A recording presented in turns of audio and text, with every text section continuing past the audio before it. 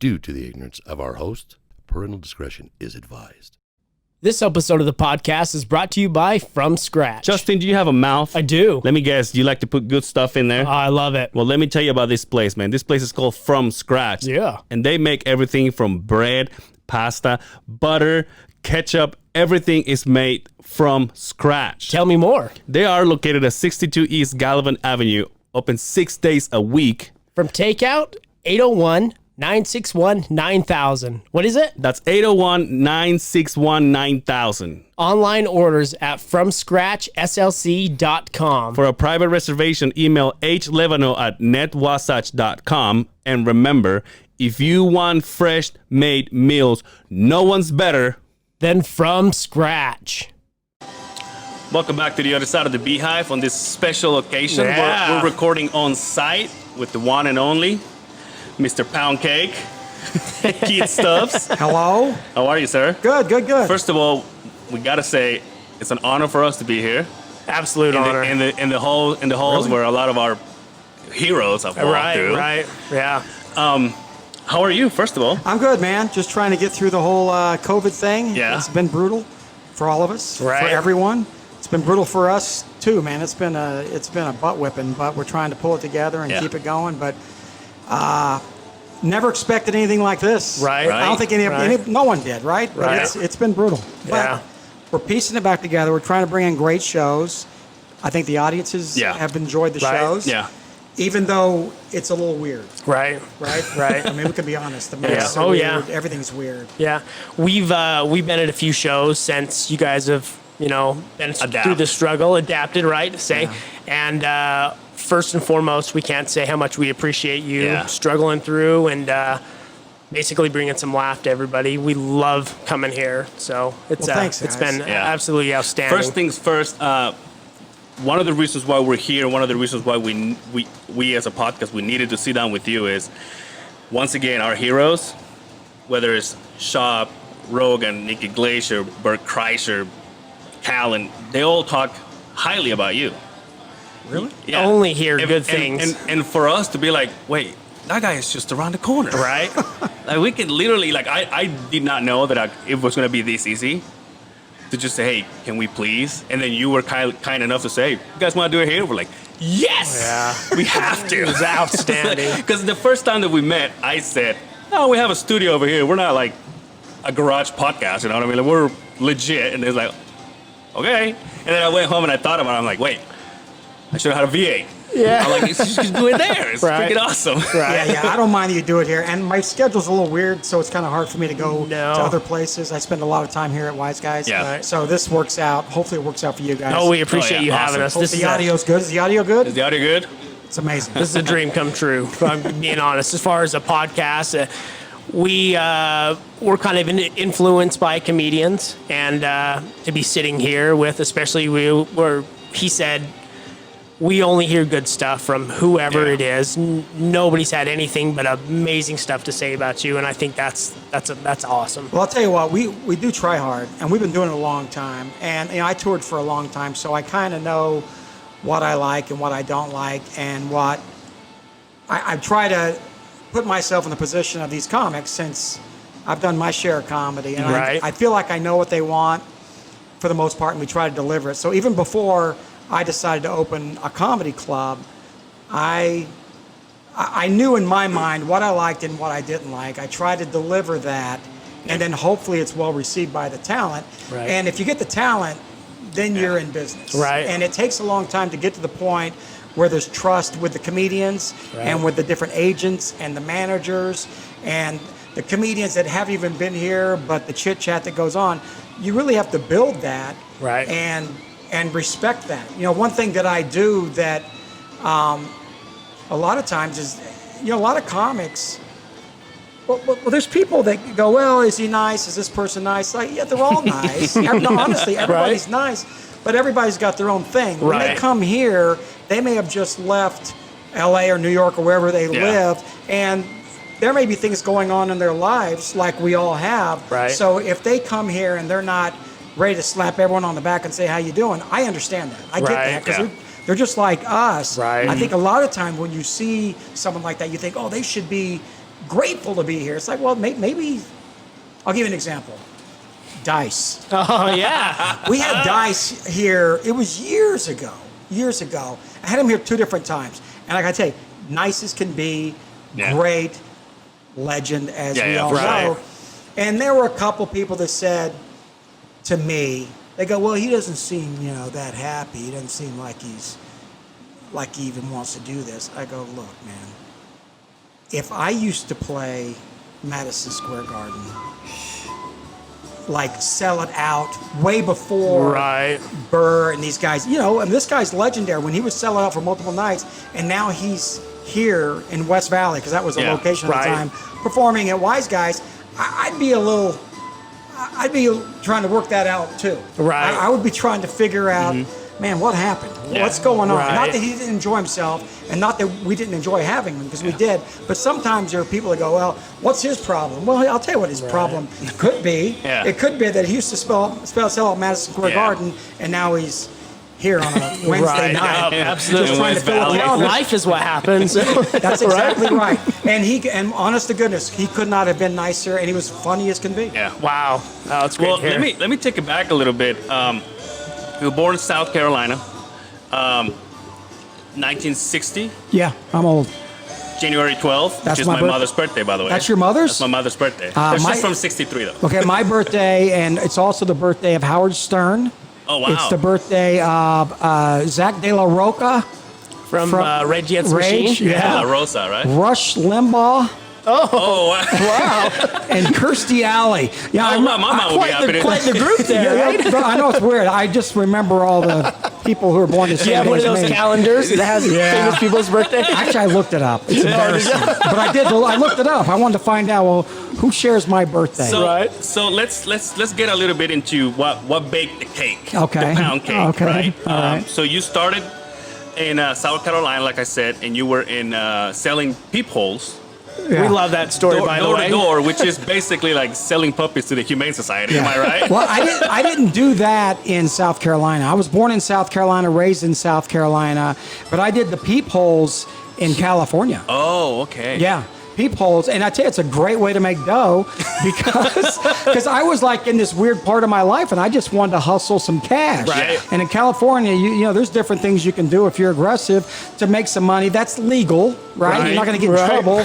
So I would get these, like, buy a bag of, like, those peepholes that you get right? Yeah, they screw it on each side of the door, and I got a bit, and I got a drill, not the cordless, because this is back when they had cords. So I had an extension cord, I had my drill.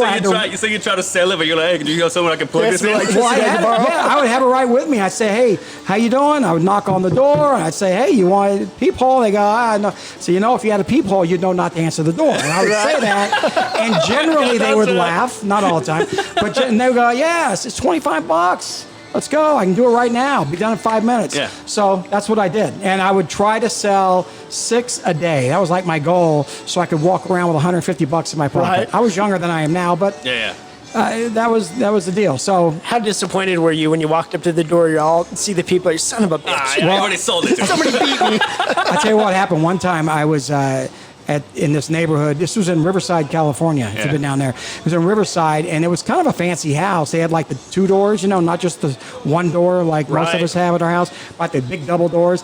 And this lady said, "Yeah, let's do it."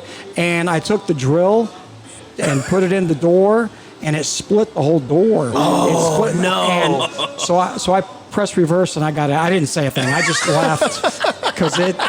Oh man! Well, so being the 5th or 7th kids, if I'm not mistaken, was there any pressure on you trying to be somebody? I'm guessing you have 5 older or 4 older siblings, plus your father was in the military. Is that what it is?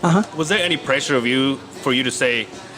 I don't know how young you were when you decided to be a comedian, but was there a pressure for you to be like, I gotta be somebody, do something with my life? You know, our family, we're workers, man. My family worked, my mom worked, my dad worked. They work. They were just workers. We came from a town called Bidensville, South Carolina, which is tiny, kind of a mill town. That's where we started. My dad got in the Air Force, and we traveled around a little bit. But there were 9 of us in the family, and it was difficult. But no one was lazy. Everybody was a worker. So I learned to work hard when I was young. As far as doing comedy, when I was in high school, I enjoyed comedy and I was a fan of comedy, but I wasn't doing comedy. But I was kind of out, like if there were events at school, I was the guy that would get the laugh generally, hopefully. And I ended up being student body president, all that kind of stuff. So I ended up speaking a lot, and I tried to interject humor in it. So that's my first taste of kind of getting a laugh. But at that point, there was no consideration at all that I would be even in this business, even at this part. Wow. I mean, comedy, anything like that. So that didn't come till a little bit later on. Where it kind of got me a little bit is I was at BYU for one semester. So I lived in South Carolina. I came out to BYU, and there was a talent contest. And I was broke. Had you ever been to Utah before? Yeah, I'd been a couple times. But there was a talent contest, and I was broke as can be, man. So I needed some dough, and there was prize money, right? So I thought, okay, I'm going to go up there. So I went up, and I did impressions. So I did an impression of, this was back, early, this was like 79. Before you guys were born, probably. And I was doing impressions of like Muhammad Ali and Richard Nixon and that type, because they were topical then. Right now, you'd roll your eyes and say, don't know who they are. But I did that, and I got second place. Wow. And I won some cash.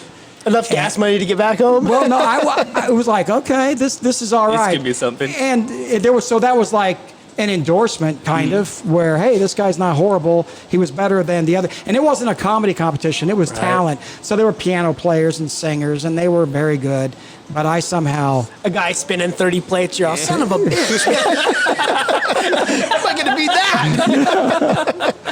So, also...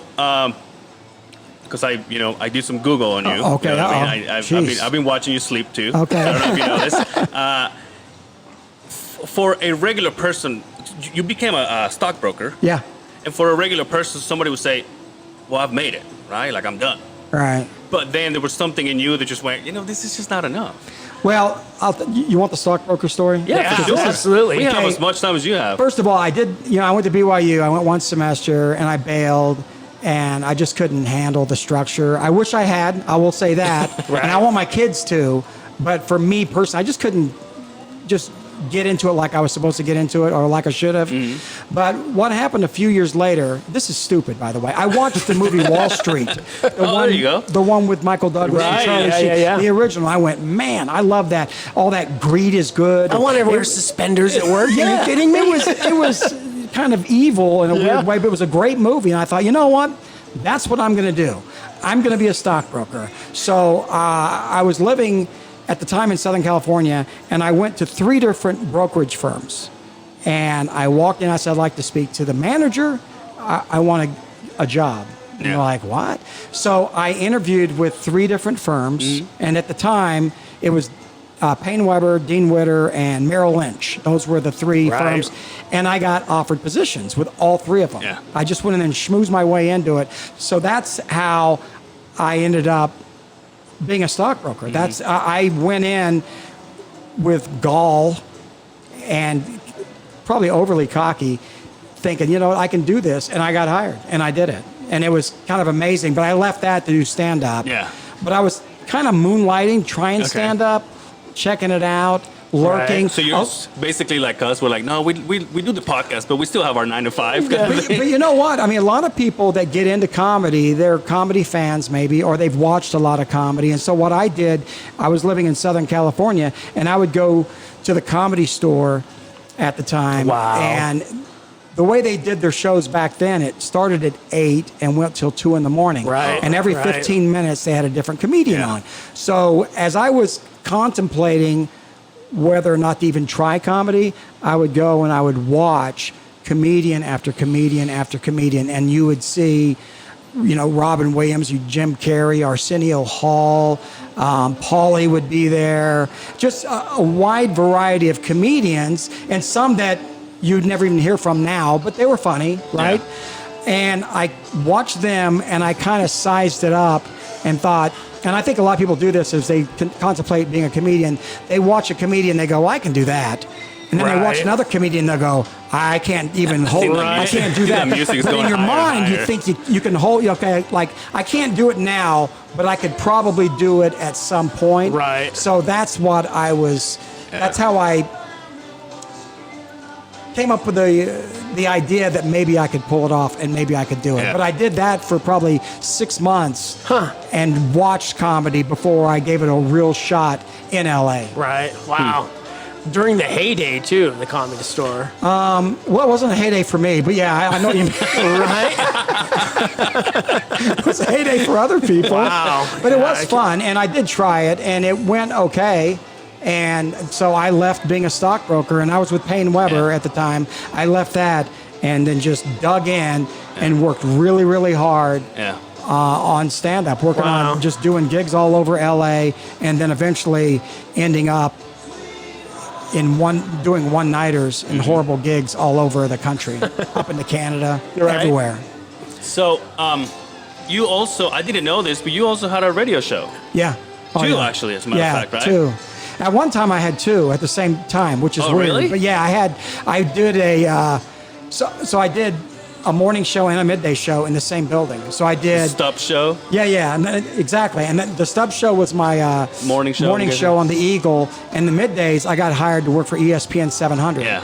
So I had my own midday sports show. So I had like an hour between the two. That was a lot of radio. Really? Wow. But I liked it. It was fun, Right. man. I enjoyed it, man. Huh. But comedy was still that thing that got you away from it, or would you still have it if it was Still your do choice? radio, you mean? No, would you still have it? Would you still do it if it was a choice, your Radio? choice? Yeah. I got a call this week about going back on the air. Really? Yes, I did. And I don't know that I'll do it because the money is horrific. Right.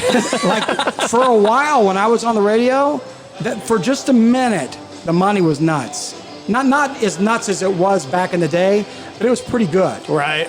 And then, everything's changed. There's this stuff. There's Right. podcasts. Yeah. See, There's- see, yeah. that's- There's options. I mean, radio, if you're going to do radio, I think the only radio that would be satisfying to me would be one where I can talk. So that Right. would be sports. That would Right. be news or talk radio. Yeah. Or a morning show. But even morning shows, they're cutting it way back, the content, and they want to play a lot of music. So it became less satisfying to me as it went along. Right. Just because I couldn't do what I wanted to do. Yeah. Right. It wasn't my station, so it wasn't my choice, right? But I wanted to do things a little differently. And On that note, have you ever thought about doing a podcast? I had one, and I told my wife this week that I wish I had kept going. And how long you guys been doing it? Year and a half. This is episode what, 80, 82. 82? That's pretty good. Yeah. That's pretty good. I think part of the key to the whole thing with podcasts is just sticking to it. It's not easy to. Yeah, we haven't missed one Haven't week. missed Is that week, right? yeah. Who's the boss? Like not Basically. the boss, but who pushes and says, no, we need to get this done? Is there one person? It or you comes guys down to equal? both of us. You know what? It was an idea that we bullshitted about watching fights at my house. Right. A love for podcasts and comedy. And then it was like, well, I got an idea. And it just started that way. And it just built and built and built. Yeah. And here we are now. What we do have done, luckily for us, that we've been in the same page, is we have decided to grow it slowly, but also at a fast pace. Like Right. in less than a year, we had a studio. We got away from his house. We did it in my basement for a while. That didn't work out. So you guys well. rent a space over here? Yeah, just out behind the The gateway. Do you know the Utah Arts Alliance. Yeah. That's where we're I at. have a room out of there. And this is where this equipment normally is? Yeah.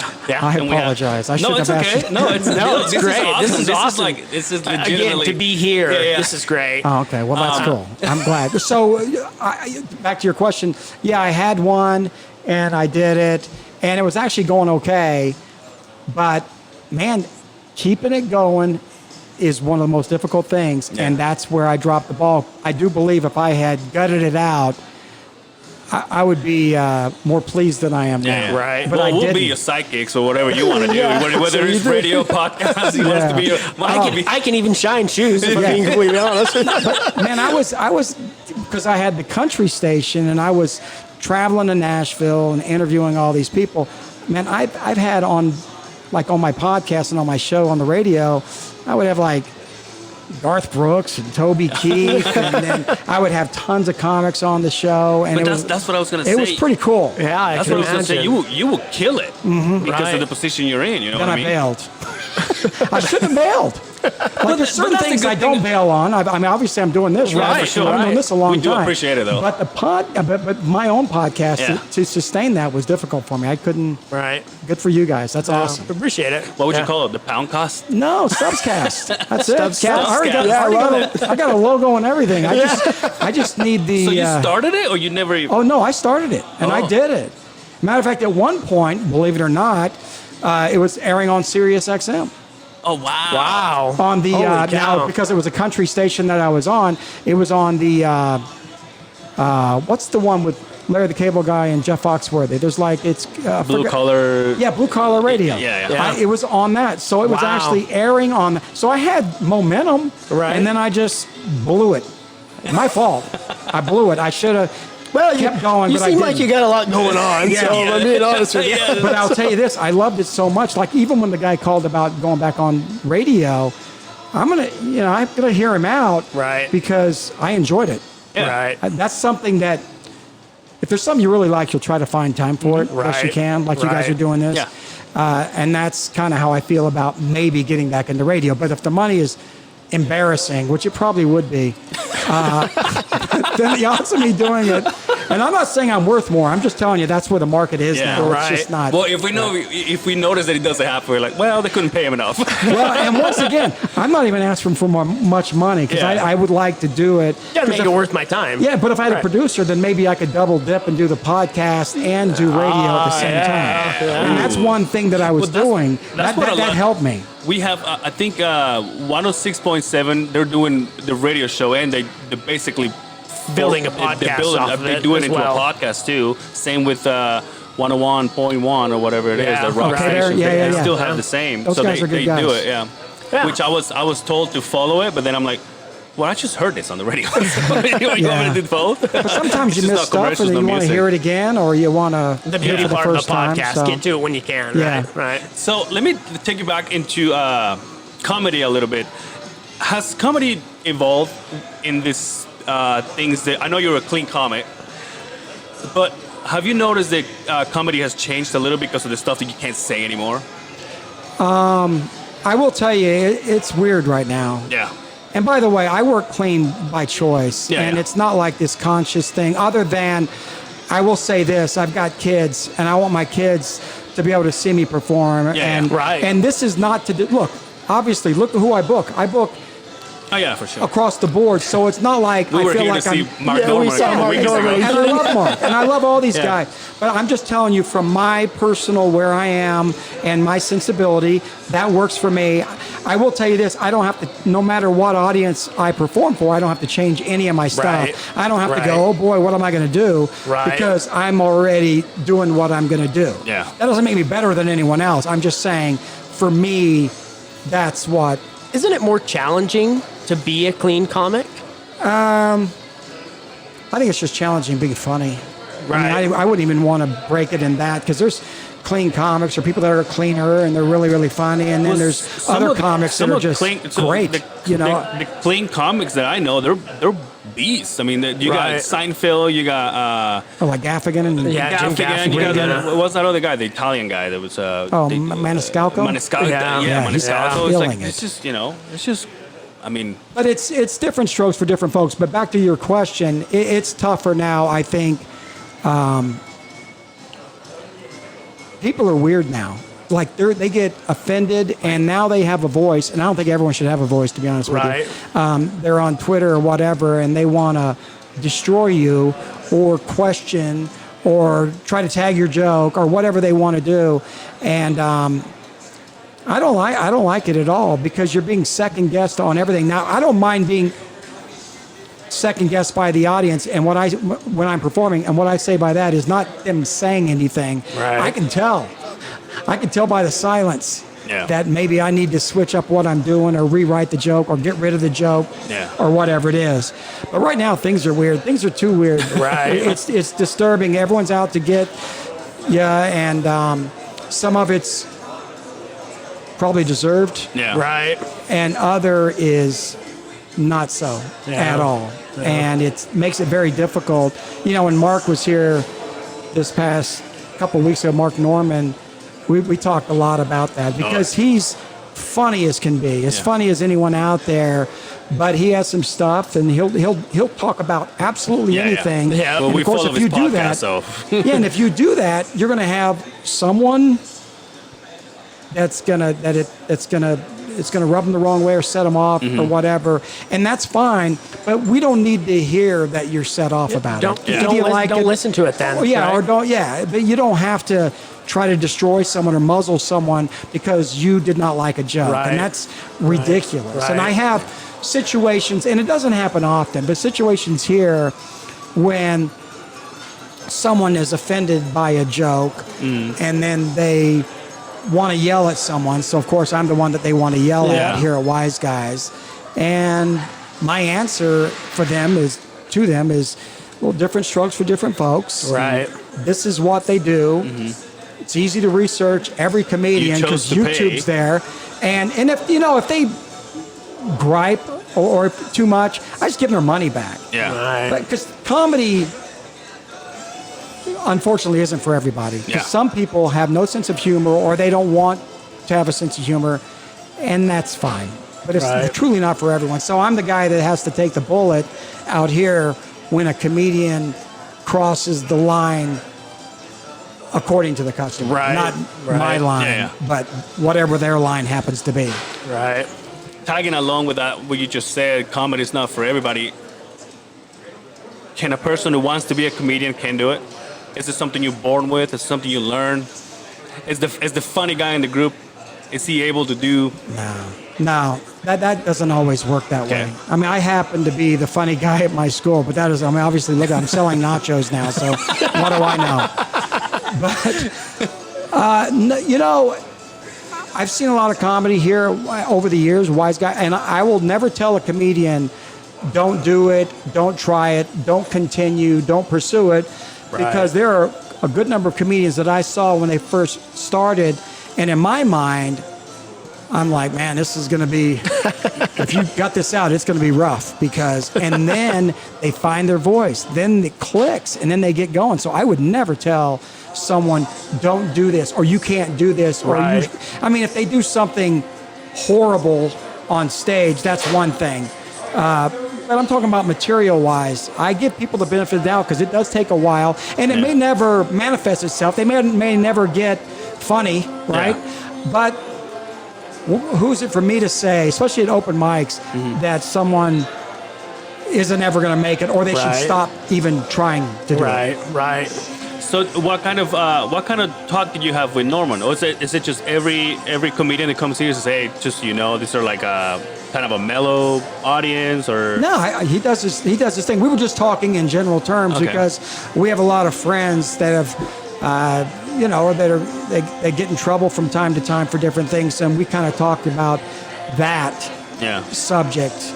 So, Have you ever been starstruck by anybody that you've had, either in here or met? I'll tell you, the most starstruck I've been here was Colin Quinn. Wow, yeah. Oh yeah. He's my favorite comedian, and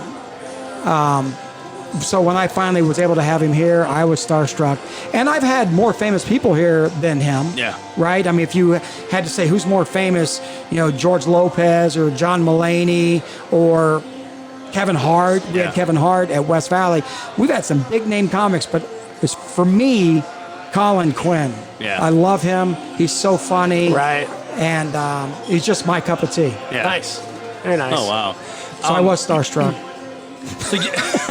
So you still do. I thought for the longest time, I thought that you, because you're taking care of the three locations, I thought you don't do stand up anymore.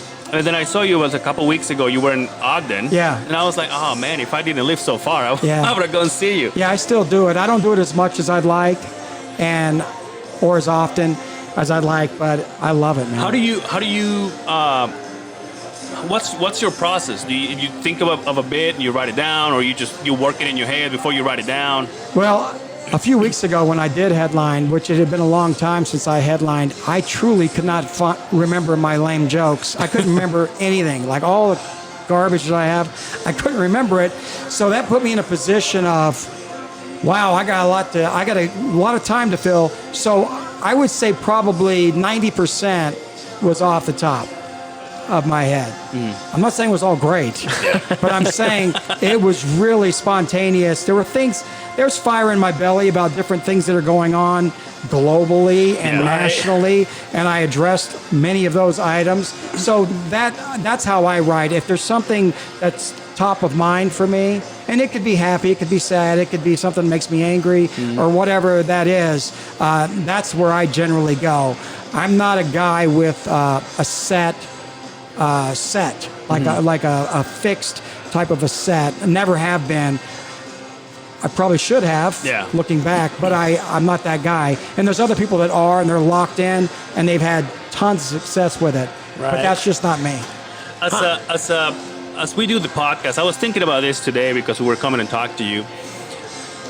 What we do in the podcast is we get together and we tell stories about whether it was our younger years or what happened during the week or whatever, and we try to make it happen. And I was thinking about this, and I'm like, well, what better person to ask this than Mr. Keith Stubbs? The way we do it on the podcast, does that become a bit or not yet? As far as what? As far as like, if I say, well, you know what, I fell in the mud at work today, but if I work it to where I make, because that's what we try to do on the podcast, we basically say our stories, but they're funny. Right. We make them funny. And we pull clips and make clips out of them just to show how funny they were. Right. Is that, at that point, is that a bit, or that's just a funny story? I think it could be a funny story. You might be able to incorporate it. Are you talking about like doing it in stand-up? No, I'm talking about at that point that I tell my story and I tell it on a funny way. Uh-huh. Is that a bit at that point? Not that I'm planning on. It could be a bit, but if it's a topical, if it's a story that's like just a random story that today I did this and then this lady crossed the street and yelled, whatever it is, you tell stories like that. As far as it being considered a bit, I don't really know. It's just an anecdote, a story. Yeah. Right. Kind of gets you to the next thing. But I think it's great to do that because you want to be. Yeah. I love. Like when I see a comedian, I love seeing their flaws. I love seeing their honest reactions. Mm-hmm. I don't like it so much, and this is just me. I don't like things where I feel like it may be a little rehearsed. Mm-hmm. Right. Like a whole lot rehearsed. Okay. I see. I love it when there's honest interaction or an honest response. Right. Or like Mark Norman is great at that. He's a Right. great example since he was just here. I mean, if a joke flies, if it doesn't fly, or if it's a new joke or whatever, you get his honest reaction. You could see he's like, oh, wow, oh. Yeah. You know, Yeah, so and just like they also have like their little notes, and they're Yeah. like, oh, let me see what's going. And we actually like that because once again, because we listen to these podcasts that are from comedians, they always talk about, oh, I'm working on stuff, I'm working on material, so they just go out and basically expose it to people like us, and then we're like, oh, that's funny, and they're like, that's how they keep track of it. I'm guessing, but he did it. To me, it's like your favorite band goes up and hey, we got a new song we're working on. You know, you mind hearing it? Of course you want to hear it, you know, if you're a fan of this band or this individual. So to hear it, a lot of people might, to me, I think that's great. You know, you're hearing the birth of something that could be great. Yeah, it's the creative process. Right. So, and boy, I tell you, there's nothing like having a joke, something you thought about, and you've kind of worked it out and have it hit. Boy, when it hits, there's no better feeling than that. And it'll probably never hit like that ever again. right. Like to that level, because it was so real. And there was so much at stake because you didn't know if it was really going to get a laugh or if it was going to work. So when you deliver it, you are delivering with all you have. Right. And I believe that over time, many comedians, and not all, but the joke loses just a touch of what it had that first time. Because that first time usually is like the best time. It may get funnier, or you may have more punchlines added later on, but that first time that you hit it, Right. because you don't know if it's going to work either. Yeah. Like when you know a joke's going to work, I think you kind of take your foot off the gas a little bit because you go, oh, I got this. Yeah, right. Here's my next 5 minutes. It's all going to hit. So you take it off a little bit. You're not giving that same gusto. Does that make sense? No, absolutely. Yeah, for sure. When was the last time you bombed? Oh, never. Oh, wow. No. I'm trying to think. No, I've bombed so many times. I've had the worst gigs you've ever seen in your life. I've had worse circumstances. It's been a while since I bombed. I've had situations. Well, I'll tell you this. I'll tell you my most recent one. I did a gig. It was a private gig for a big company here in Utah, and it was at the Little America. Okay. Is where it was. And it was in this banquet room. So they have this big banquet room. And right before I was going to go on, and I was back there with the guy who books it, who's a big politician guy. So they honored these employees for their length of service. So I was in the back. They're going, okay, so now we're going to honor these people who worked here for 45 years, and everyone who worked for 45 years stood up and gave them a round of applause, and they gave them a little gift. And then people have worked here 40 years, so went all the way down. Then 5 years, you get whatever. So they did that, and it was kind of, it felt to me like it was sucking the life out of the room, but whatever. And the next thing that happened, they said, before we get going, we need to do a moment of silence.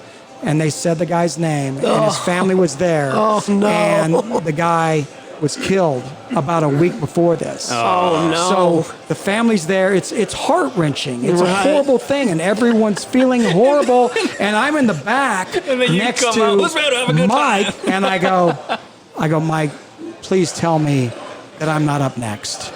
Please tell me this is welcome to the stage. And he goes, and he said, that's exactly what's happening. Oh, man. And I said, okay. And I said, well, I've done this before, because I've had that happen probably 5 or 6 times over the years, that type of thing. Yeah. And I went up and did, hey, how's everybody? And just Crickets. Oh, it was brutal. So awkward. It was brutal. And I was supposed to do 45, and I think I did like 25 minutes. Oh, man. I failed. I couldn't get out there quick enough. It was horrible. But I got paid. It was one of those gigs that I got paid more money, like some of my top paying gigs of my life. That was one of them. And that was Private one of gigs, the, and, right? you know, I earned every nickel of that. That was a horrible gig. It was set up horribly, and I got paid. And there's other gigs you do. You go, man, I would do this for free. Yeah. But you're not getting paid for the good gigs. You're getting paid for the crap. So I got Also- paid for the crap Nice. gig. Right. Also, a fun story to tell after all said and done. But Right? it was tough. And know what's weird? They thought the show was great. Oh. The people after, that was great. I'm like, this is miserable. Do you think you were harder on yourself just because of the environment you walked into? No, they were overly nice. It was as bad as anything, and I know that I'm right. Look, I don't have laugh ears. Laugh ears is when comics, they think they're hearing laughter and they're not. Oh, okay. We call them laugh ears. So if someone thinks, hey, I just killed, it's like, No, not really. we call those laugh ears. I do not have laugh ears. So I hear, when it's silent, buddy, I hear the silence. Wow. I know what's going on. So these people said that it was great. It's like, nah, man, no dice. I know it wasn't. But thank you for being kind. So you have 3 locations, right? West Yeah. Valley, downtown, and Ogden. West Jordan. West Jordan. Yeah. What was the first one you opened? Well, it's really a long story, but the first club I opened was in 1996 in Ogden, and it was called Laughs. Laughs, right. See, And- I had been to Laughs back in the 90s. Way back then, yeah. I was obsessed with a comedian, Jim Dunlop, rest in peace. And he used to go there every so often. Jim Dunlop? Vic Dunlop? Excuse me. It's been Vic. 20-something years. Oh, he put the little fake things in his eyeballs. Yeah. He was great. Yeah. Yell at you. He was funny. Yeah. Yeah, he did. He passed away. He was really funny, and boy, what a nice guy. Yeah. He was great. Yeah, so that was my first location. And then after about 3 years, it was going well. After about 3 years, I got married to my wife, who I'm married to right now. And we decided to move to Seattle. She's from Seattle. Mm-hmm. So we moved there. I sold the club and then decided not to stay in Seattle. So opened Wise Guys here in Salt Lake City. Mm-hmm. And then when Laughs went out of business, my original club, when they closed it down for various reasons, I opened a Wise Guys there also, across the street from where the old one was. So that's how Wise Guys came about, was because I moved on and moved to Seattle briefly, and that was it for that. So it was Laughs, where you went, Right. and then now it's Wise Guys. And I opened Wise Guys in 2001. Wow. Wow. And we're still in business, but it's been, not just recently. It's a tough road, man, with everything, 9/11. Yeah. We were barely open, and then 9/11 happened. It's like, oh, man. Oh, and no one knew what was going to happen in the world, right? Yeah, that's all- right. for sure. Remember that? freaky it They was? shut everything down. Yeah. That's right. I remember after 9/11 happened, I think it was about a week after that, I remember that iconic episode on SNL when they had the mayor, and they said, and the mayor's like, we want you guys to, I guess it was Giuliani, right? Yeah. And then he's like, we want you guys to open, and the producer was like, well, can we be funny? And he's like, absolutely, you guys can be like, we need that. We need to, we need to, Right. But there was a keep point going. back then, I do remember that it was like, we'll never laugh again. Right. It's never going to happen. No one will ever laugh again. And it's like, well, we ended up, and then there was that feeling at the beginning of the pandemic too. It was Right. like, is anything ever going to be funny? It's like, oh Right. yeah, there's plenty. And how soon is too soon? It's like, Right. well, I know one thing, comics, there's no such thing as too soon. Right. The audience, that's Yes. where you run into the blowback. But so we went through 9/11, and then I had my radio show while I also had Wise Guys, and that's how I survived. I had my radio money, so I wasn't so dependent on an income from my business because it wasn't making money. It was actually losing money for a long time, but I was able to keep things together because I had a salary from the Gotcha. radio stations. Right. So that's how that worked.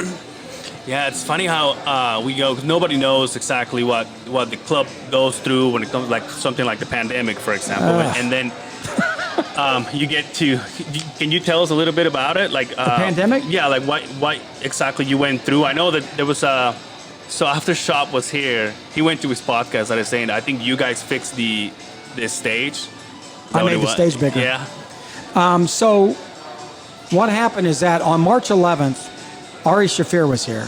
Okay. Did you guys come see Ari? We didn't No. come see Ari. He's not a fan of Ari. It was a Wednesday night. And you a Laker fan? Am I what? Are you a Laker fan? Is that why you don't like Ari? No. I never connected with That's him. fine. You know him, and I also don't connect with Schultz. Schultz? He does. Yeah. I don't know why. Oh, okay. Well, I love them all. And, Oh, yeah, and for Ari's sure. great. And Ari's never been nothing but nice. But so that night, on March 11th, Ari was here. We were absolutely sold out. And as you know, we have TVs here at Wise Guys, and we had the Jazz game on. And then boom, it was versus Oklahoma City, and they took everyone off the court. And that was when COVID thing became really, like, very real. Like, we had been hearing about it, but we're like, this isn't Right. this never happens, right? And then it did. And then from that point on, business dropped like a rock. And then about a week later, they said, we're shutting everything down till March 31st. And I thought, oh, man, it's over. It's a business because I've got to shut down, yet my bills continue. Yeah, still going. Yeah. And, of course, there's uncertainty, and everyone's freaked out, and no one wants to talk to each other, and everyone's keeping a distance from each other. And it was just nothing but weird. So during that time when we were shut down, I mean, every day I was hoping that they would change their mind and say, oh, guess what? It's gone. Coronavirus is gone. Everything's fine. And, of course, we know that didn't happen. But I Right. was hoping for that. Yeah. And I think many of us were. Right. So I spent time down here every single day during that. We were closed for a couple of months.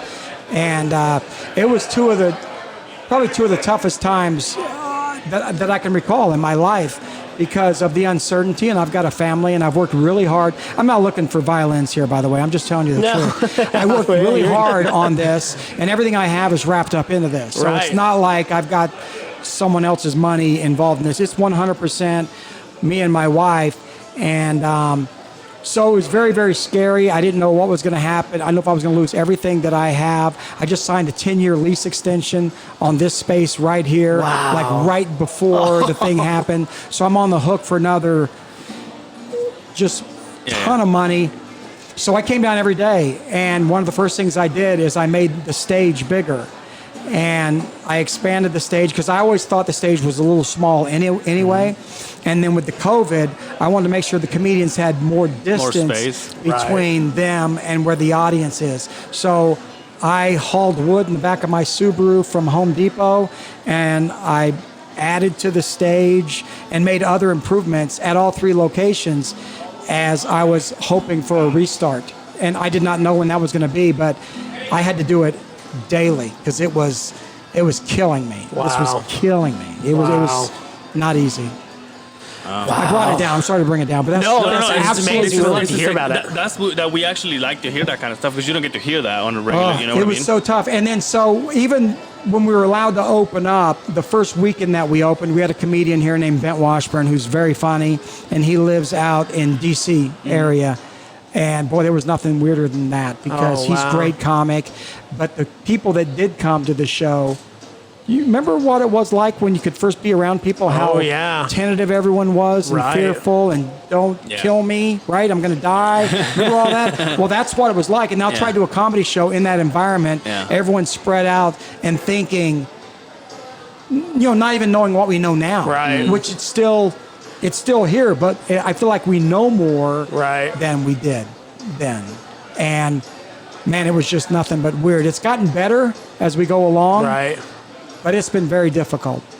If you had to do so you've done TV, you've done radio, you're a businessman, you've done stand-up, stockbroker or whatever. If you had to do door-to-door salesman, people seller, if you had to do one thing, if somebody says, "Hey, you're doing too much," just one thing, what would it be? Stand-up. Stand-up. No doubt about it. Really? Easy. So that's no doubt. I get more joy out of performing than I do anything, and that's why I enjoyed radio. I believe because I wasn't doing a ton of comedy, but I felt like when I was doing radio, I was at least communicating and trying to tell stories and be interesting, and I enjoyed it. I enjoyed that interaction. So even radio or a podcast is a nice way to connect with people, even if it's not stand-up. It's different than stand-up, but it's also really good. But no doubt about it, stand-up is it would be my passion. If there was a way for me to do that and not have to do the other things, that's what I would do. But unfortunately, the people have spoken, and no one cares about my stand-up. So I'll just focus on the nachos. By the way, you guys have some bomb ass. He will not shut up about the pretzel. Oh yeah, the pretzel. I went to the podcast and I'm like, I had 2 plates last time we were here. Did you?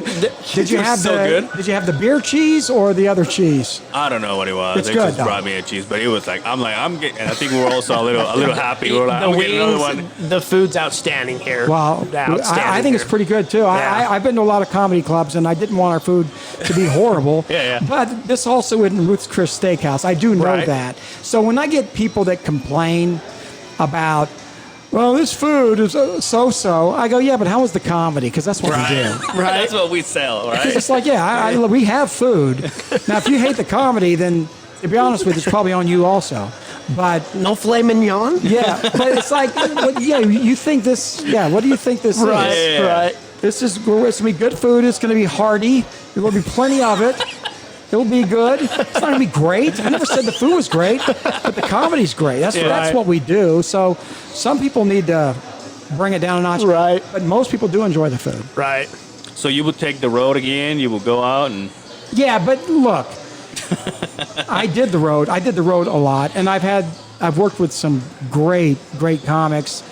Some are famous, and some are probably as funny as some of the famous. They just never hit it. But when I realized that what I wanted to do and where I wanted to go comedically wasn't going to materialize, and when you have kids, I decided, I do have a business side to me. That's when I decided to pursue opening my own place, so I would have a place to perform and a place, because I love comedy and I love the business. So that's kind of how I brought those together.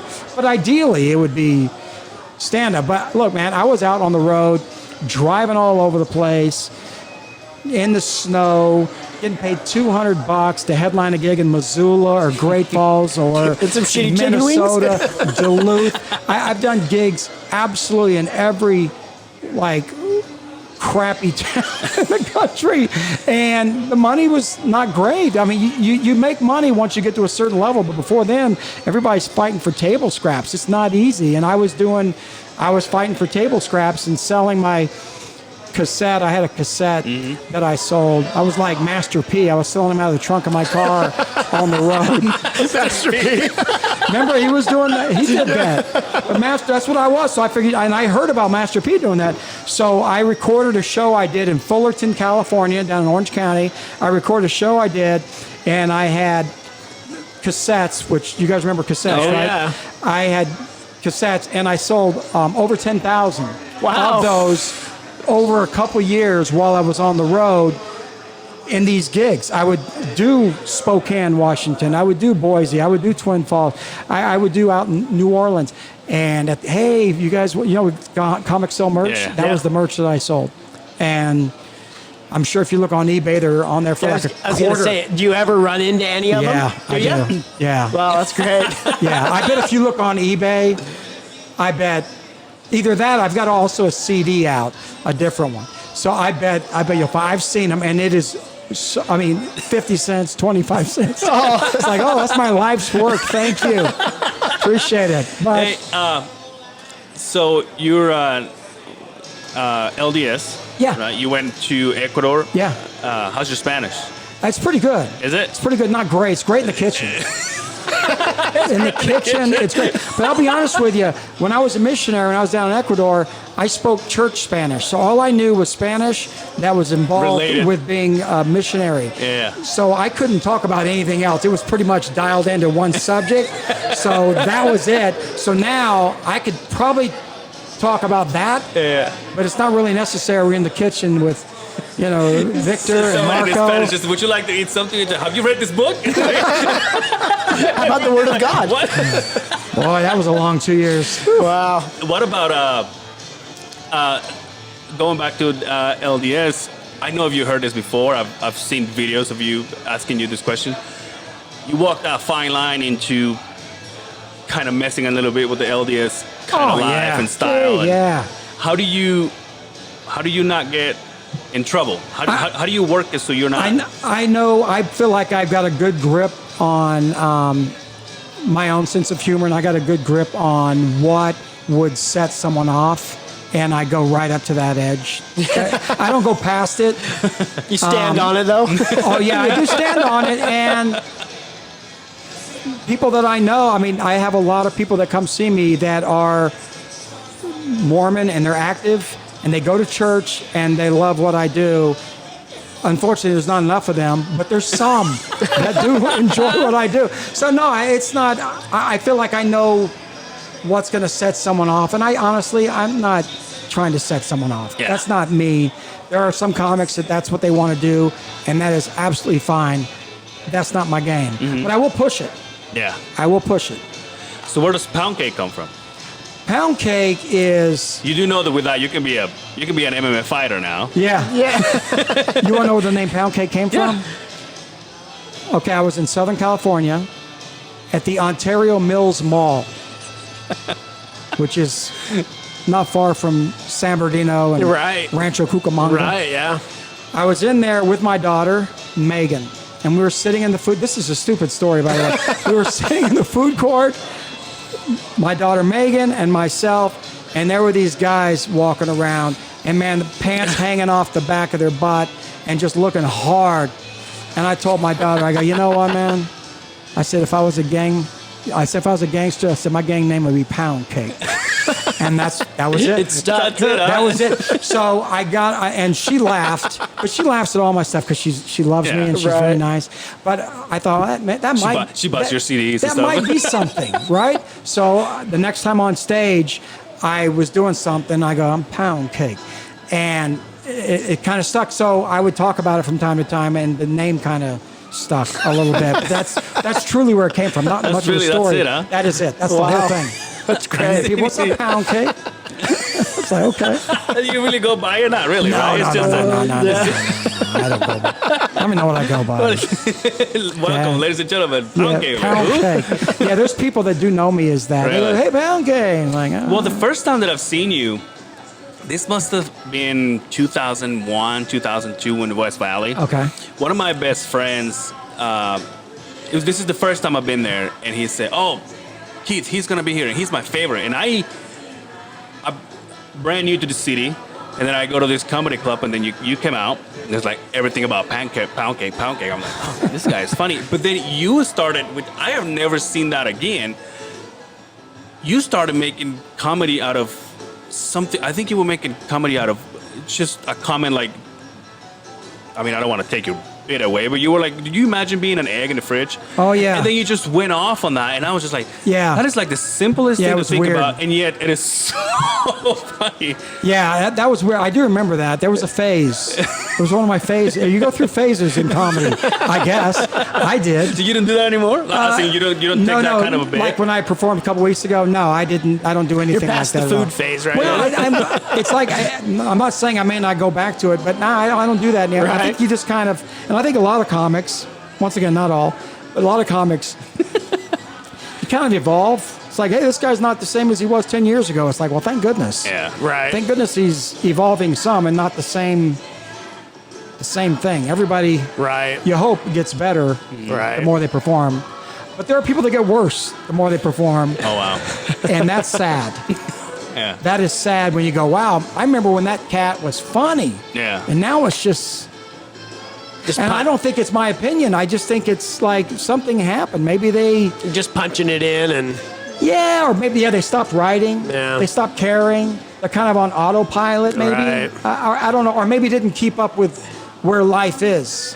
Is comedy something you retire from, or is something you always have? Is it something, you probably just do less of?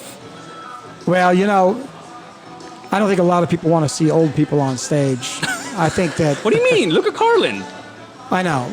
But there's always an exception. But there's a whole lot of other people that I know that are my age that people want everyone. It's a young man's game. Everything's a young man's game. And I say young man, I mean young woman too. Right. That's just life. That's just how things go. So now coming to grips with that is not easy. Mm-hmm. Coming to grips with where you are in your life, and that, guess what? Nobody cares. Right. They don't care about you anymore. I mean, they care. You can go, well, what about this guy? Well, once again, there's always an exception. The show must go on, But right? realizing and coming to grips with, I guess my time has come and gone, and it hurts, and you have to work that out. I'm past that now. Right. But for a while there, when you're at that place, it's not easy, man. But you set yourself up to always be around this environment, something you've always loved. And I enjoy it. And to be honest with you, it's hard for me to perform here because, once again, I'm the guy that if someone's offended, they come yell at. Or if they don't like their nachos, they come yell at. And then if I was to suddenly appear on stage, they go, didn't I just yell at him about my nachos? And now he thinks, and then it's like, oh, now he thinks he's a comedian. It's like, no, I am a comic, but you don't know that I'm a comic because I'm the guy over there. Yeah, right. So it's kind of a weird position. So I think I performed here twice Really? on stage. Wow. And we've been open almost 5 years at this location. Oh, wow. So that's not what I was planning on. I was planning on doing more, but it just Would you didn't do it happen. then? Here? Pick it up again, or?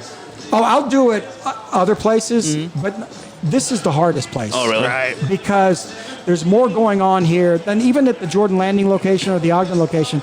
We have more happening here just because it's a bigger facility. Right. There's the kitchen, all that. Like the Ogden Club's great. My wife runs that club, and I know that I have to kind of pick the week that I'm going to not be here at the Gateway and then go do shows, not worry about what's happening here, and then not have to worry what's happening there either because my wife's running it. So then I can relax and just do my thing. Right. But I have to find those times. Right. So as far as private gigs, those are normally during the week. So I do those. Just people don't see them unless you happen to be there. Right.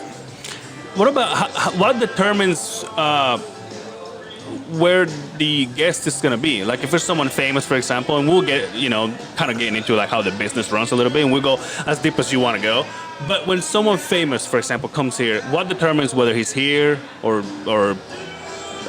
West Jordan, South Jordan, or? I just try to use a strategy as far as booking goes to not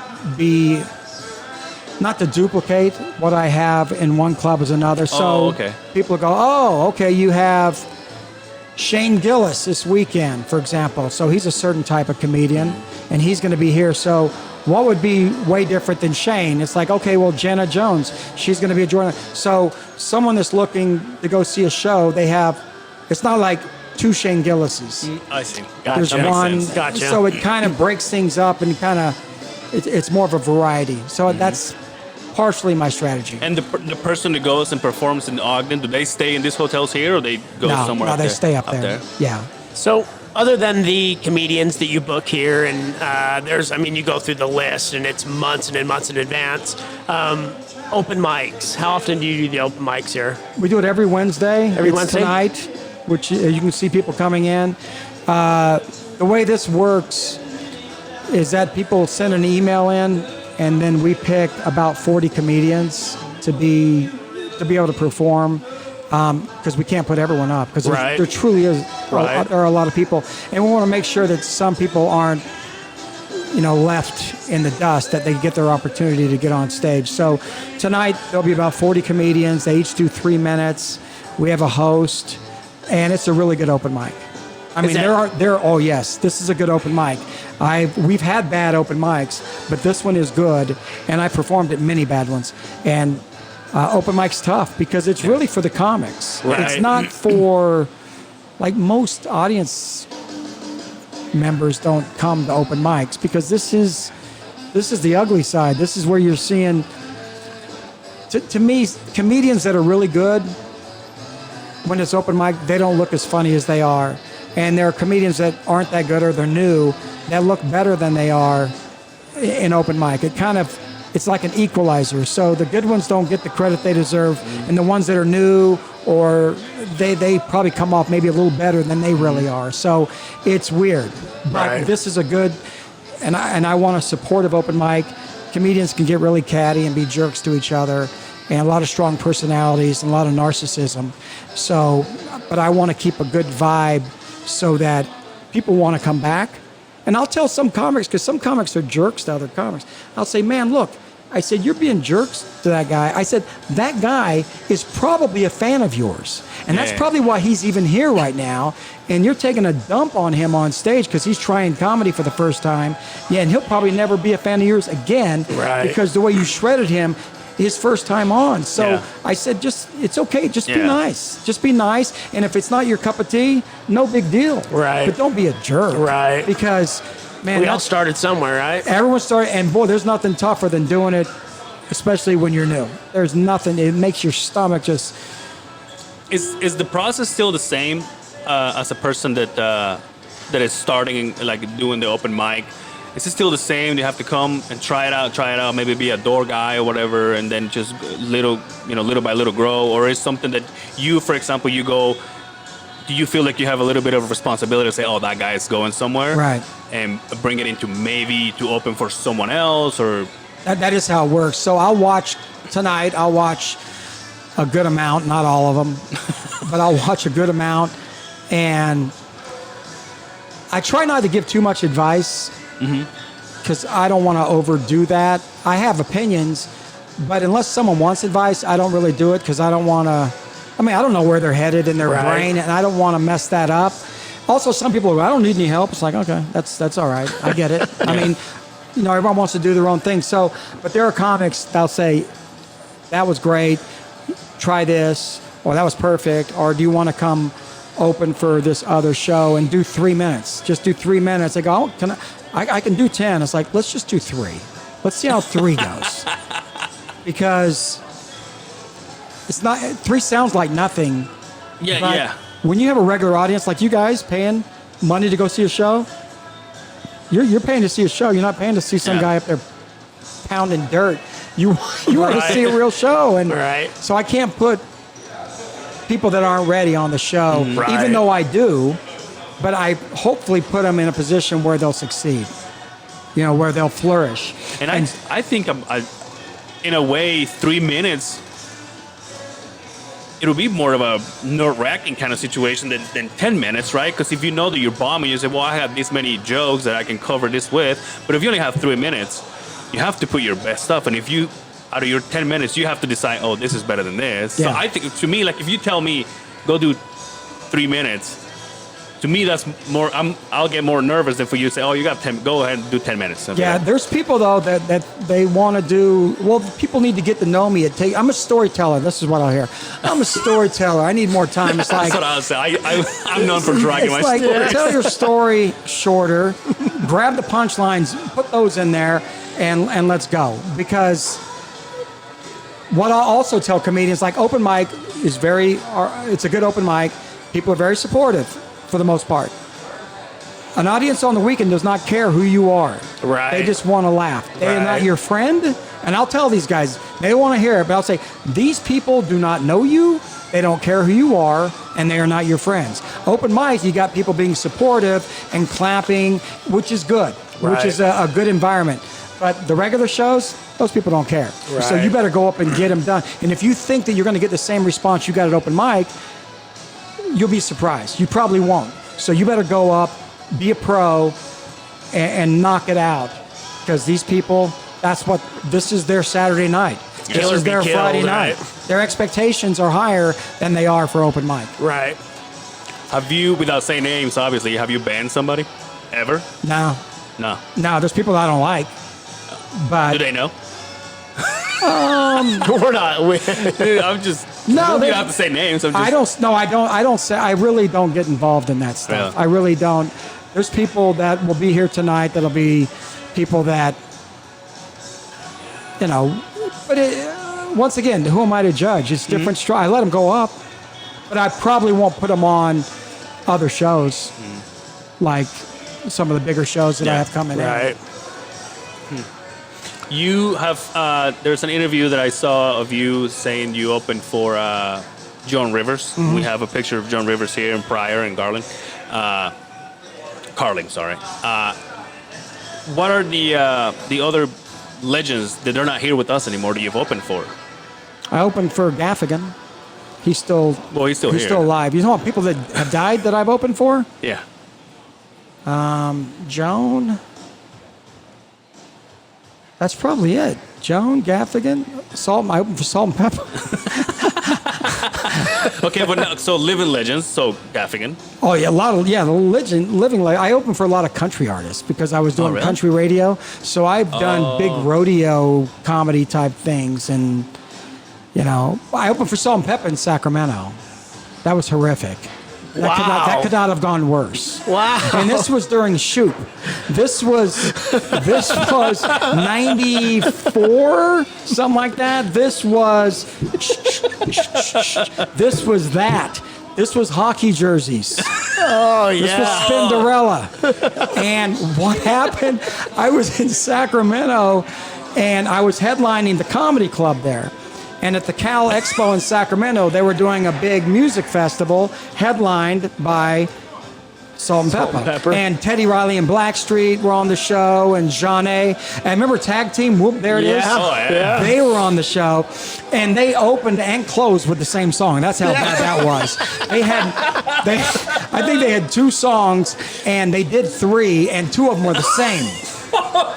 So it was unbelievable. But that being said, so I did a radio show that morning to promote my show, and they go, man, you would be great on this show. We got to get you out here. So I said, well, what do you want me to do? We want you to open for Salt and Pepper, because after the other band's done, there's some downtime, so you'll go and do about 10 minutes right before Salt and Pepper. And I said, yeah, that's great. So how much? I said, $200 and a concert T-shirt. So I go, done deal. Middle of the afternoon, $200, Salt and Pepper tour T-shirt. And they introduced me, and I've got pictures. A friend of mine was backstage taking pictures of me as I was walking out onto the stage, and there were people doing the big thumbs down as I was walking out to the. So I did not have a chance. Before I even did my first joke, I was getting boo. So I got through it. I didn't do 10 minutes. So I did like 2 minutes. Oh, really? I bet I did 2. And Still got pay though. yeah, but you know what? I would rather you keep the money and me not have to work that out. Right. Because, boy, you got the stink of a bad show on you until you Oh man. have another show. Yeah. Until you can kind of cleanse the palate with a new one. That one just weighs on your soul. And it was horrible. Wow. All I did was I would do a joke. It would get no laughter, like zero laughter. And then I would say, hey, you guys excited about seeing Salt and Pepper? Salt and Pepper's here. They're in the house. Salt and Pepper's in the house. Yeah. And people cheer. And then I would go back into some of my horrible material, get nothing. And I'd go, all right, this here one more time for Teddy Riley and Blackstreet. And yeah, weren't they great? And then I would try another. And I tried 3 different jokes. Oh, you and should have done the first one, the last one, the same one. just like tag team. And it was miserable. Really? But, they were nice.